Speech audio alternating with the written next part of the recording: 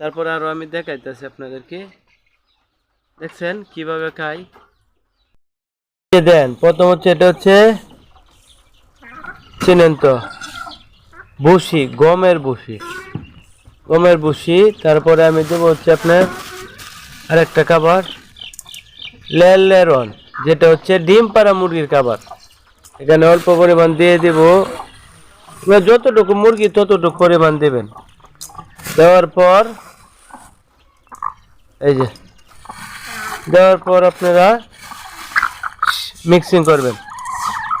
Mixing করার পর আপনার মুরগিও সুস্থ থাকবে, ওজনও সঠিক থাকবে, ডিমও ভালোভাবে পাবেন। তারপর হচ্ছে ভাতের মার, এটা কিন্তু ভাত থেকে হয়, চাল থেকে হয়। এটাও কিন্তু আপনার একটা পুষ্টিকর খাবার। আমি এই যে গরম আসছে, প্রতিদিন আপনার দুপুরবেলায় খাবারটা দিই। অনেক সময় সকালবেলাও দেই, সময় থাকলে আর কি।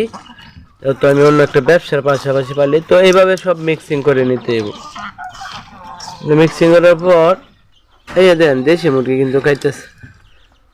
আমি মূলত এগুলো আসিল মুরগি খাওয়াই।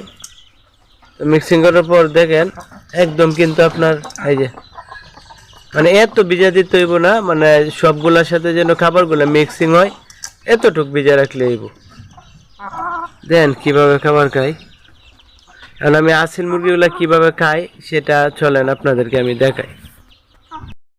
এই যে দেখেন এনে হচ্ছে আমার দুইটা আসিল রোদ্রের মধ্যে। তো তারপর আরো আমি দেখাইতেছি আপনাদেরকে।